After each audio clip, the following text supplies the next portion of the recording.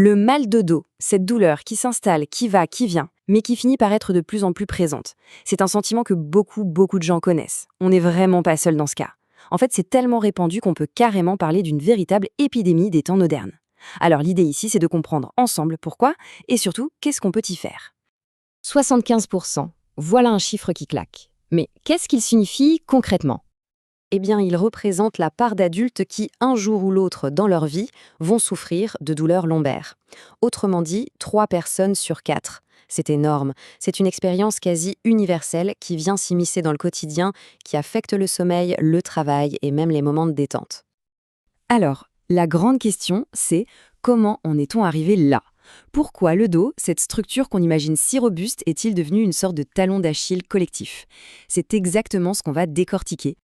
La première grande piste, la cause numéro 1, c'est ce qu'on pourrait appeler le piège de notre vie moderne. C'est un vrai conflit en fait, entre la façon dont notre corps a été conçu pour bouger et la manière dont on le contraint à vivre aujourd'hui. Et pour illustrer ça, un autre chiffre qui donne le vertige. 5 ans.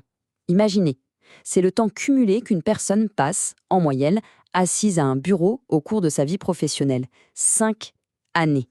D'immobilité forcée pour une machine faite pour le mouvement. Le conflit est là, sous nos yeux. D'un côté, un corps optimisé pour des positions variées, dynamiques, et de l'autre, ce qu'on lui impose, des heures et des heures vissées sur une chaise, dans un siège de voiture, sur un canapé. C'est vraiment ce décalage qui est au cœur du problème. Et forcément, cette immobilité a un coût élevé. C'est un effet domino, ça commence souvent par des tensions dans la nuque et les épaules, puis ça descend, ça met une pression continue sur toute la colonne vertébrale, et ça ne s'arrête pas là, ça finit par déséquilibrer les hanches et même créer du stress jusqu'aux genoux. Bon, maintenant, allons voir d'un peu plus près ce qui se passe réellement à l'intérieur de la colonne. On va parler de la science de la compression des disques. Le phénomène crucial, il est là. Il faut s'imaginer nos disques intervertébraux comme de petits coussins remplis d'eau. Ce sont nos amortisseurs naturels. Le problème, c'est que la pression constante de la position assise, eh bien, elle les essore, littéralement. Ils perdent leur hydratation, leur hauteur, et le résultat, c'est qu'ils ne peuvent plus jouer leur rôle de protection contre les chocs. Et tout ça, ça s'inscrit dans un cycle quotidien assez pervers. Pendant la journée, la pression nous tasse. La nuit, en s'allongeant, nos disques sont censés se regonfler d'eau, un peu comme une éponge. Sauf que la récupération est rarement complète. Et jour après jour, l'éponge se regorge un tout petit peu moins, et c'est comme ça que le problème chronique s'installe. Ce qui est assez frappant, c'est de voir cet effet sur toute une vie. Cette perte de hauteur devient permanente. On parle d'une moyenne de 4,5 cm à 65 ans, et ça peut aller jusqu'à 7 cm. C'est la preuve visible de ce tassement, et bien souvent, c'est la source directe de nombreuses douleurs chroniques. Et quand les disques n'assurent plus leur fonction, les conséquences sont très concrètes.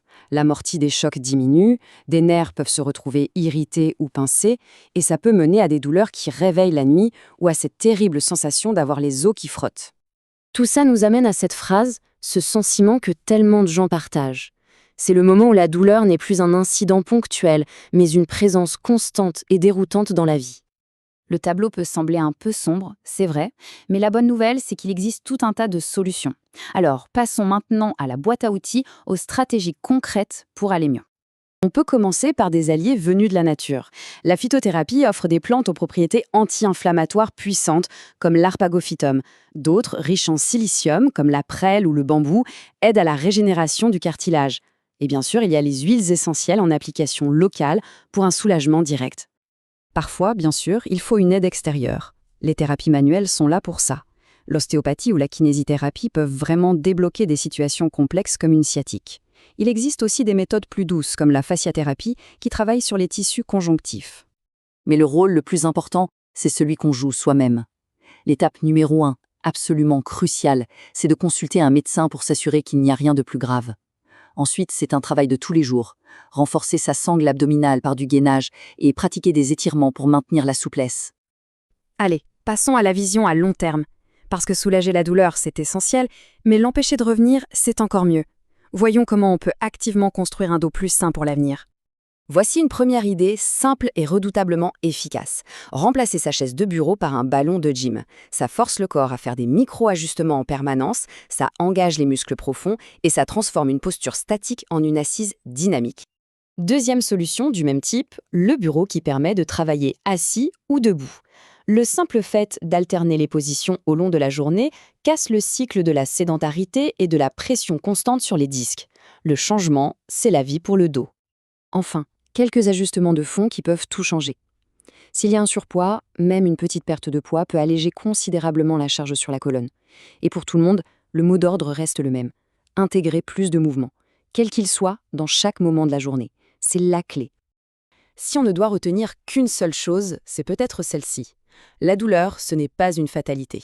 C'est un signal d'alarme, un message que notre corps nous envoie pour nous dire que nos habitudes actuelles ne lui conviennent plus.